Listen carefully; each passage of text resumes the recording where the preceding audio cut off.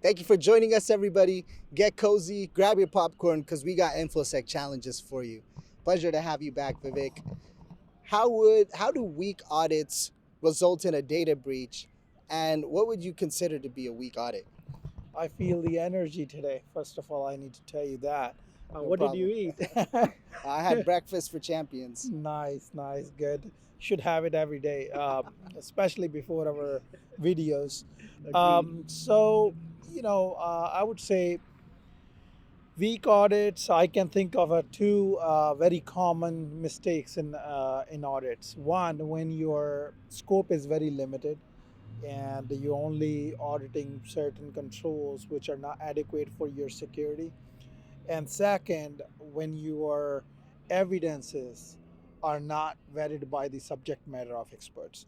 So these are the two cases I can think of. Let me elaborate on the first one, Sure. that when scope is very limited, right? So if you are auditing only few controls, and how can you expect your environment to be secured, right? That if you are required to have like multi-factor authentication and you only covering the authentication, and obviously you have authentication, but that doesn't mean that that will protect you if your password is compromised, right?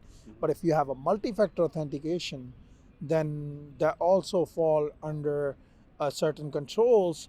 But when you have a classification right for your controls, and also you define your scope based on and best security practices, and also cover all the compliance requirements that can generally help you to build not only a compliant environment but also a very secure environment. Let me tell you about the other side. When the evidences are not vetted by the subject matter of experts, that generally happens when we conduct a company audit, and now we know what controls we have in place for all different departments. But now the evidence is what we have collected from each department, and all resources, are those really protecting us, or are those the correct evidences?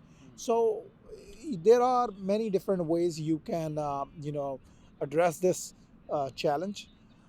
Generally, I always recommend companies to slice your audit, like rather than conducting the whole company audit, slices it into multiple audits, like a department level of audits, and that way now you have a subject matter of expert who is vetting all the evidences, and now your company is not only getting compliant but also meeting the security requirements as well. And then again, audits are, I would say, more like uh, has to be in your culture. As long as company understand what is really the objective of each audit, they will understand it very well, and not only work to collect the evidences and provide it to the auditors to get you a green check, but also will work on their processes and the weak areas, which can definitely keep your company safe and protect you from the bad actors. Yeah, when you're looking at like a problem as a whole, sometimes it's scary, like, oh man, this is a lot to do. But if you break it up into little pieces, you're like, okay, we'll do this. We did a great job. We're going to do the best job we can at this. Now we move on. And I think that does really make it, really does improve the quality of the work that's being done, as you were Yeah, saying. yeah, there are many other tools out there too. Obviously, I wouldn't really talk about vulnerability scan and other tools out there which kind of prone to your devices and do the audit. I really don't think those are best way to do the audits, because they only gonna catch problems on the environment or infrastructure what you have in place, but never gonna tell you what are you missing.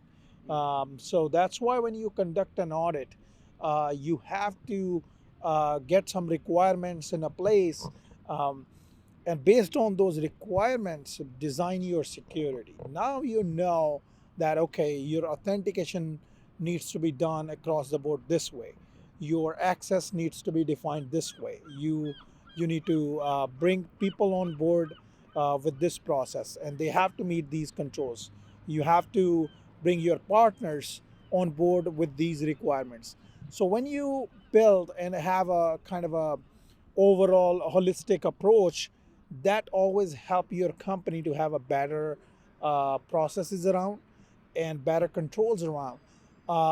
Generally, companies are, building their security and getting mature on the compliance side based on the audits, right? I talked many times about the subjective audits. That's not really a right way to do it.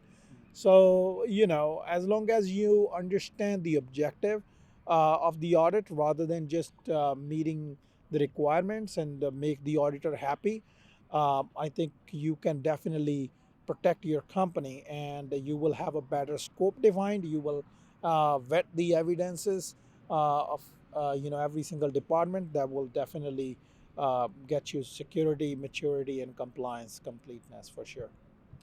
Thank you for breaking that down for us. Really appreciate your time. Sure, my pleasure. Thank you for watching, everyone. I hope you enjoyed the video. As usual, please subscribe, like, and comment if you're looking forward to more InfoSec challenges. And if you have any experiences or challenges you'd like to share with us, please feel free to do so. Until next time, stay secure.